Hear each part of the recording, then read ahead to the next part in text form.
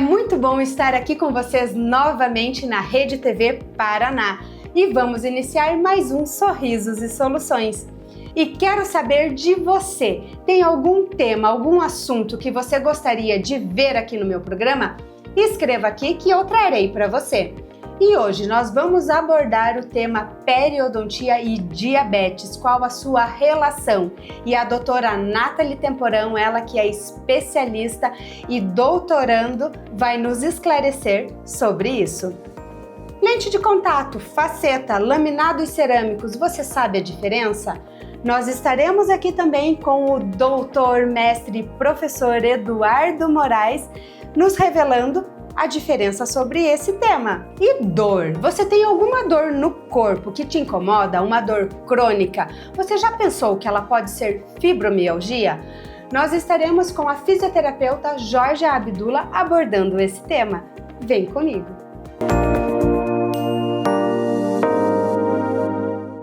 Olá, estamos aqui com a doutora Nathalie Temporão, ela que vai abordar um tema hoje muito relevante. Doutora, eu gostaria que você se apresentasse e falasse qual é o seu tema.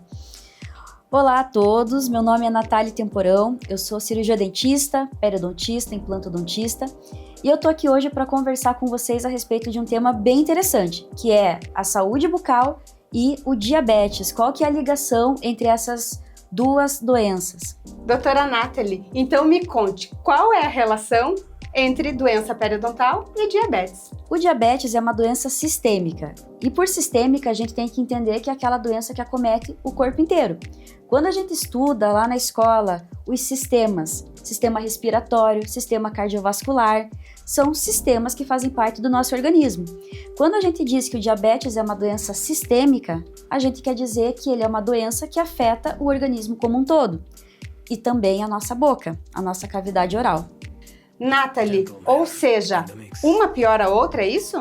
Sim, é isso mesmo. São duas doenças que se comunicam. A gente costuma dizer que essas doenças são uma via de mão dupla. Ou seja, um diabetes descontrolado, um diabetes descompensado, ele pode dificultar muito o nosso tratamento no consultório odontológico.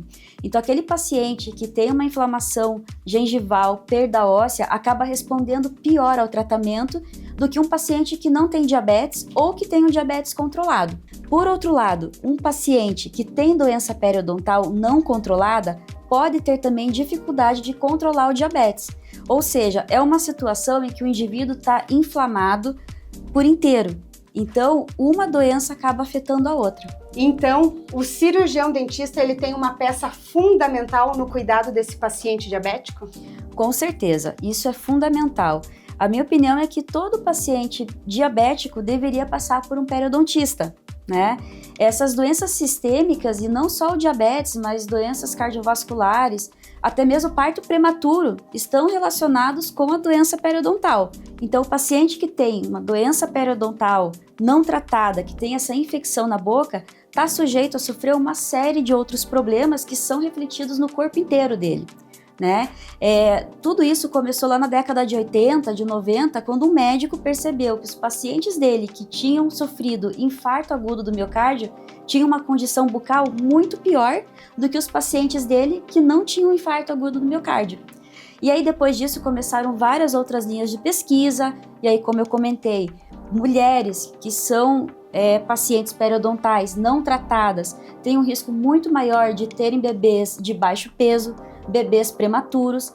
Então, o que eu queria deixar muito claro aqui é que essa relação da inflamação bucal, ela vai passar para o corpo e vai ter uma série de consequências. Nathalie, você comentou sobre o parto prematuro e nós estamos falando sobre diabetes. E essa mãe que tem diabetes, como que isso está associado? Ela tem problema maior? Como que funciona? Sim, como eu comentei, inclusive na gestação a gente tem também algumas alterações na gengiva, né? A gestante ela tende a ter uma inflamação gengival maior, uma resposta inflamatória maior também. Então não só o diabetes como a gestante, sim, precisam passar por cuidado periodontal. Nathalie, e como o tratamento periodontal pode ajudar na pessoa com diabetes? Ótima pergunta. Quando a gente tem um tratamento periodontal bem executado, bem realizado, o que o dentista consegue dar ao paciente é uma redução nos níveis de glicose no sangue. Então, a gente tem a hemoglobina glicada, que é a taxa de açúcar no sangue, que ela começa a cair. A gente consegue uma redução de até ali 0,8%. Em números, isso parece muito pouco, mas levando para a prática, a gente consegue fazer isso ser semelhante à adição de uma segunda medicação no tratamento para o diabetes. Então, imagine que através do tratamento periodontal, a gente consegue melhorar a condição do paciente diabético sem ter que necessariamente adicionar uma segunda medicação. Essa é a importância do tratamento periodontal num paciente diabético.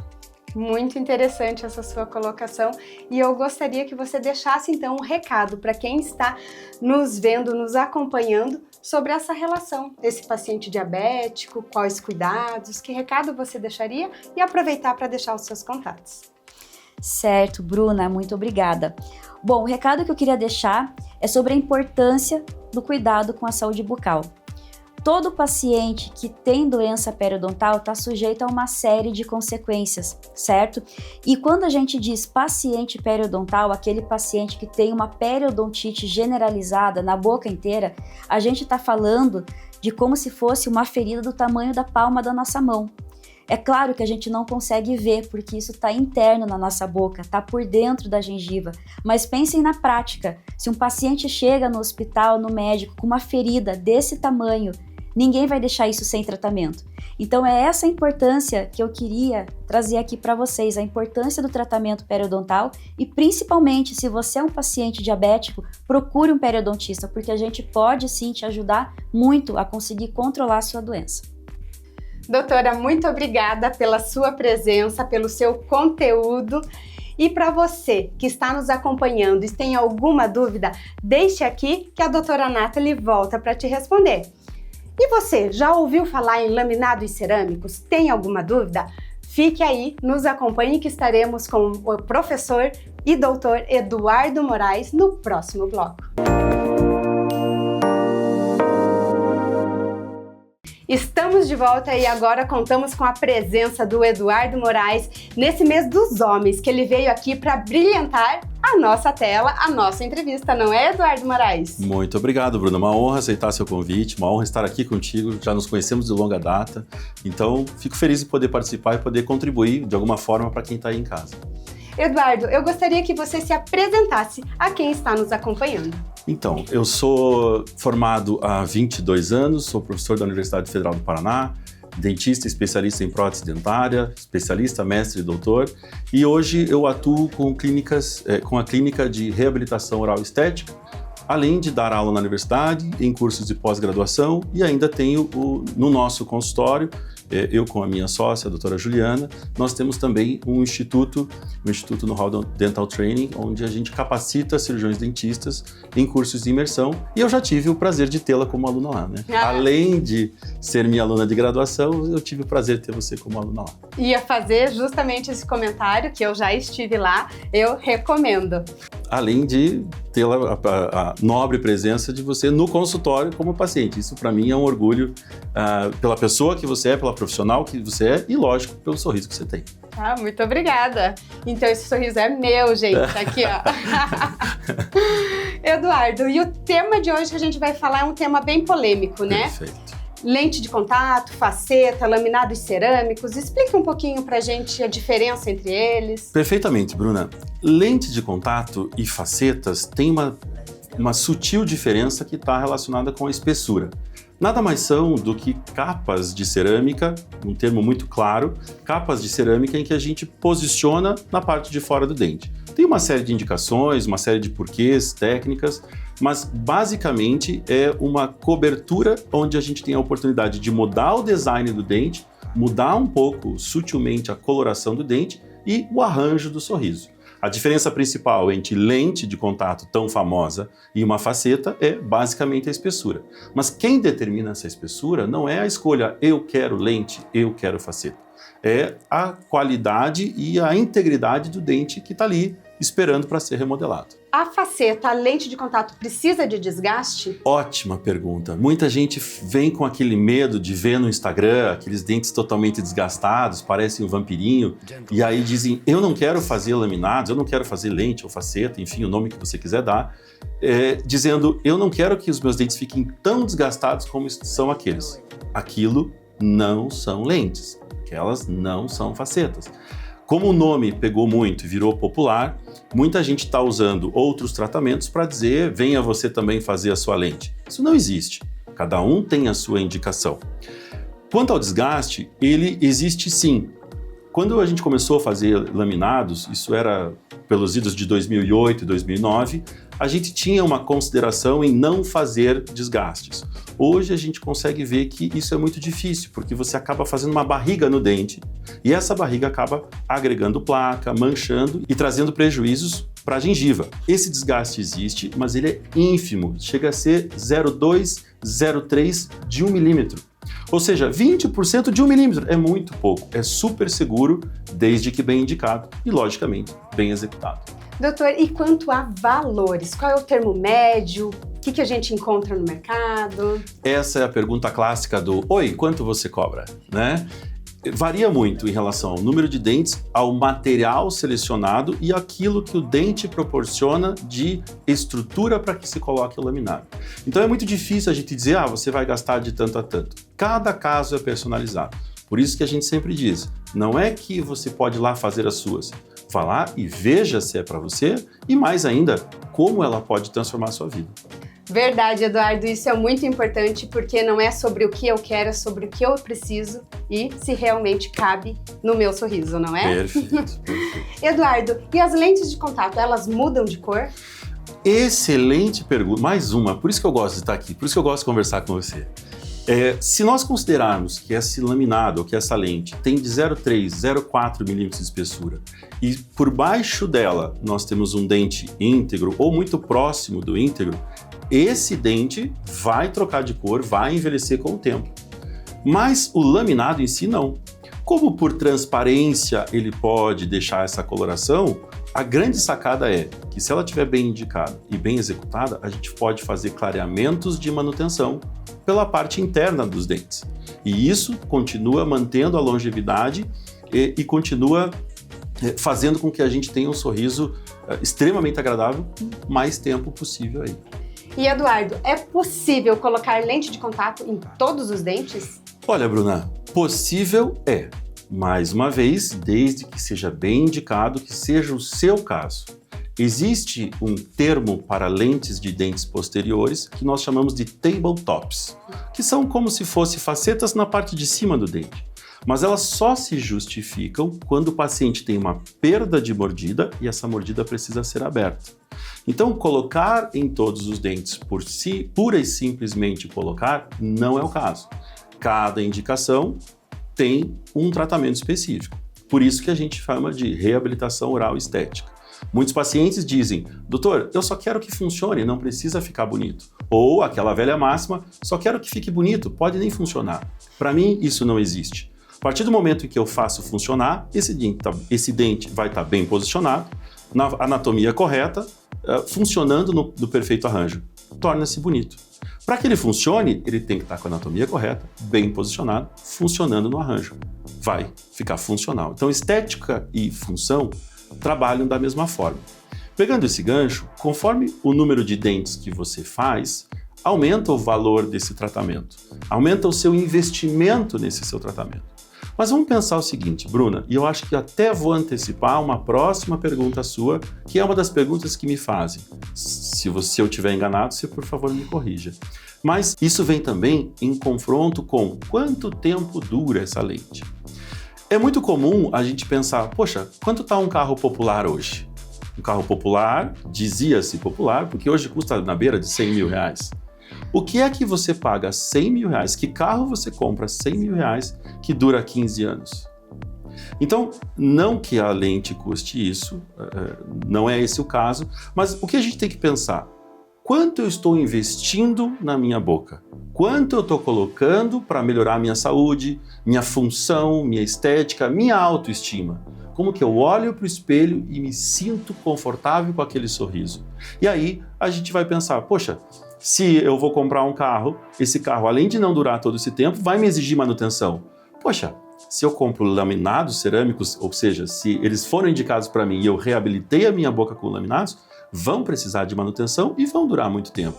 Vão durar 12 a 15 anos, que é a vida média da cerâmica. Significa que eu preciso trocar tudo depois? Não necessariamente. Eu posso simplesmente ir mantendo e fazendo pequenos reparos. Só que 15 anos, uma pessoa de 40 vai estar com 65. O lábio cai. Aí a gente vai trabalhar um pouco na relação que você entende muito bem de estética, mas o lábio cai, a bochecha cai, o perfil muda. E é comum o paciente falar, esse sorriso hoje eu gostaria de diferente porque eu mudei. Então, usarem todos os dentes ou quanto tempo vai durar, mais uma vez, deve ser personalizado para você que está em casa, para você que procura o seu dentista, caso a caso. Excelente resposta, Eduardo. E eu gostaria de saber, essas lentes, elas podem soltar? Quais os cuidados eu devo ter após instalá-las? Olha, Bruna, é muito raro que elas soltem. Ou elas vão soltar por mau uso, que é o paciente que rói unha, que quer abrir uma garrafa de cerveja com os dentes. Mas para ela soltar, ou ela vai soltar por mau uso ou por má execução. Mas não tendem a soltar, elas vão se comportar como um dente. E por isso que os cuidados são como cuidado com os nossos dentes. Manter a higiene oral, o uso do fio dental, fazer os acompanhamentos com o dentista em dia e, mais uma vez, evitar uma sobrecarga. A gente tem uma máxima que é, se a sua lente quebrou, é porque o seu dente quebraria. Então ela está te protegendo. Olha, adorei essa máxima, já vou pegar para o meu consultório. Fica à vontade. Eduardo, tem uma pergunta que me fazem. Precisa de anestesia? Se a gente considerar que esse desgaste é feito em esmalte, ela não precisaria anestesia. Eu, particularmente, prefiro anestesiar os meus pacientes para trazer mais conforto. Simples assim. É sobre isso, Eduardo. Eduardo, eu gostaria agora que você deixasse um recado para quem está nos acompanhando e aproveitar para deixar os seus contatos. Muito obrigado, quero agradecer mais uma vez o convite, a você que está em casa nos assistindo. Assim como a doutora anterior falou sobre a relação da saúde com o corpo, com o indivíduo, a nossa área trata da mesma forma. Então, o meu recado é, se você cuida de ti, se você cuida da sua saúde mental, do seu corpo, você é obrigado a cuidar do seu sorriso. Faz parte de quem você é. E para isso, você tem que procurar um profissional que você confie e que vocês consigam estabelecer uma conexão juntando saúde e qualidade sempre. Eu gostaria sim de deixar o meu contato, vocês fiquem à vontade, se quiserem tirar dúvidas, pode ser pelo Instagram, onde tem o @dr_do_moraes, ou também pode ser o Instagram do consultório, que é @know-how-odontologia. Lá a gente tem um centro de treinamento para dentistas, então se você é dentista e gostaria de conhecer um pouco mais sobre os nossos cursos, fiquem à vontade, é @know-how-dental-training. Muito obrigado pelo carinho, muito obrigado a vocês que estão em casa. E para você que está nos acompanhando, sente dor no corpo? Já teve que procurar um especialista para tratar alguma coisa relacionada a joelho, perna, coluna? Me acompanhe, estaremos com Jorge Abdullah, fisioterapeuta.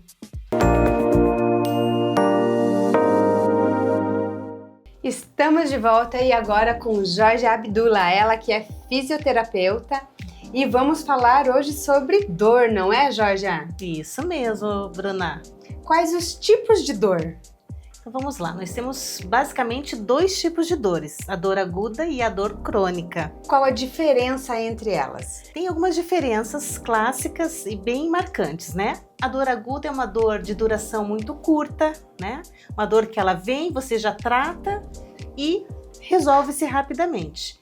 A dor crônica, ela tem várias facetas, várias origens, vários gatilhos, né? Uma dor mais persistente e aquela mais que me traz aí paciente para o consultório, para o nosso dia a dia, é a realidade aí das pessoas, é a dor crônica, é a que mais incomoda e é a mais incapacitante também. O que é a fisioterapia nessa dor crônica? Como que ela trata? Como você aborda? A fisioterapia tem se mostrado assim muito eficaz no controle, principalmente no gerenciamento da dor crônica, tá?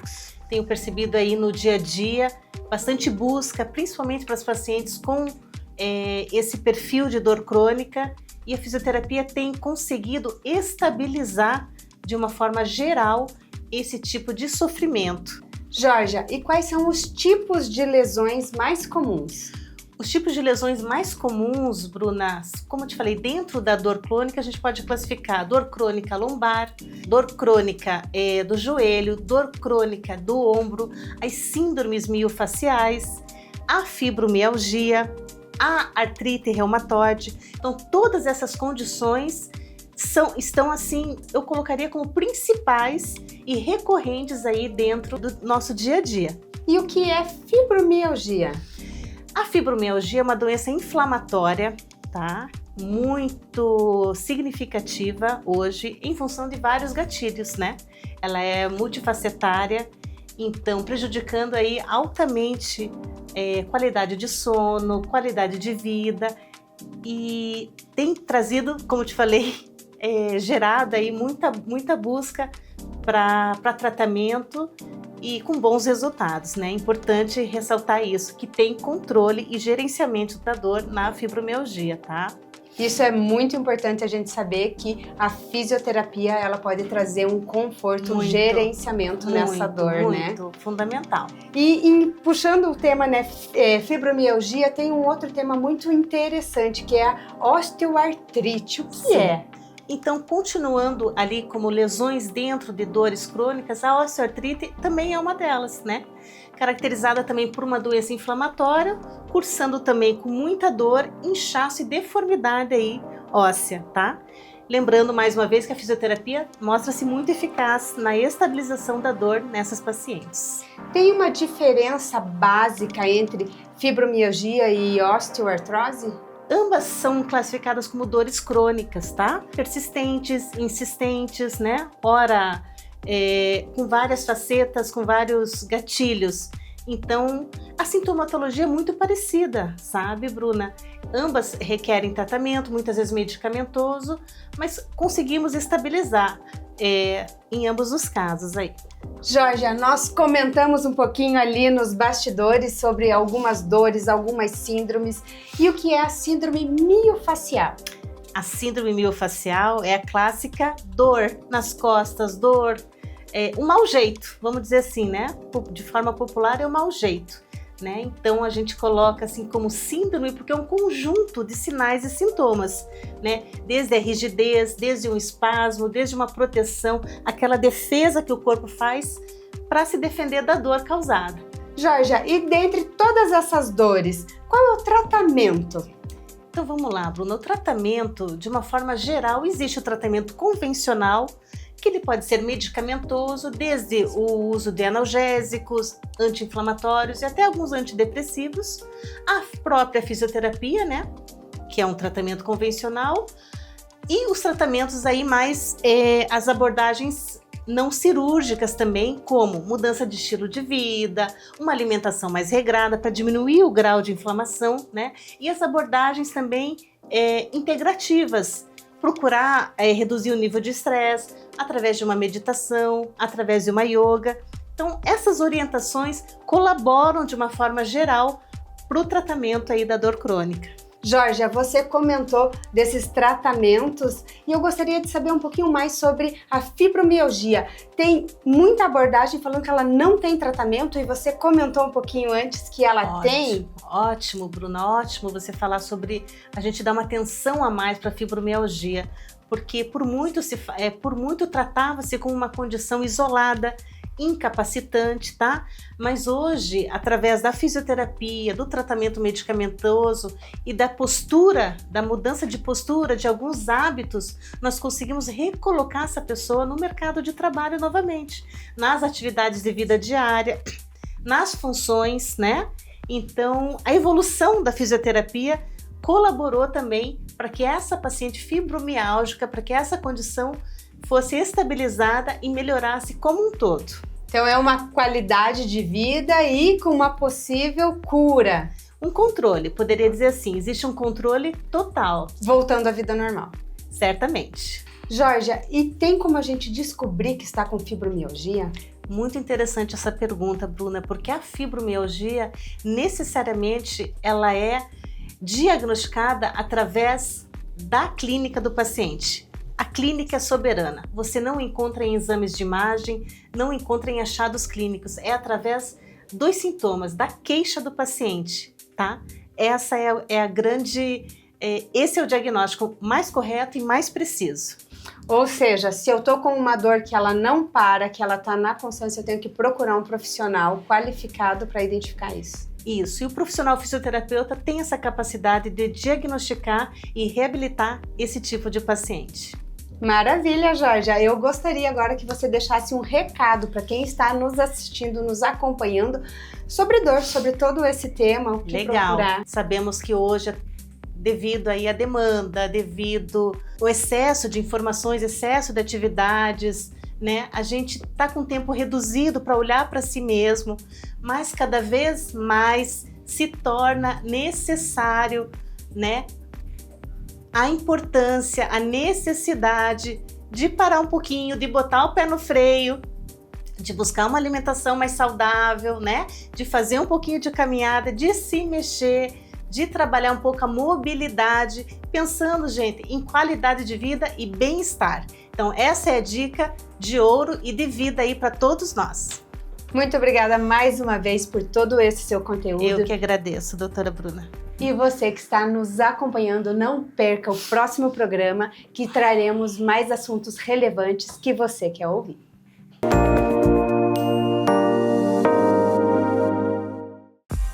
Bruna, eu vou interromper as suas gravações aqui, você está em cena gravando, mas a Pamplona mandou esse presente especial para você.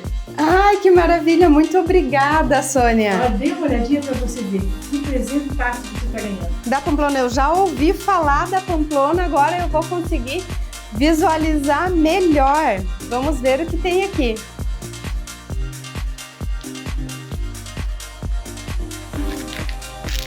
Uma costela temporada, sabor limão e ervas, gente. Pamplona. Deixa eu ver o que mais eu tenho. Uma bolsa térmica, olha que linda. Pamplona, costela defumada de suíno.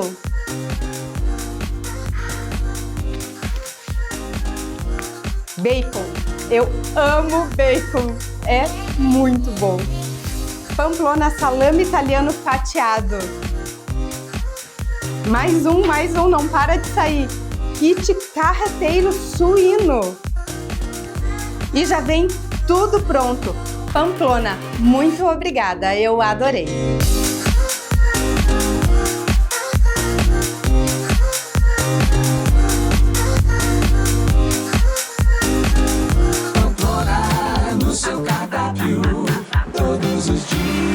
Pamplona,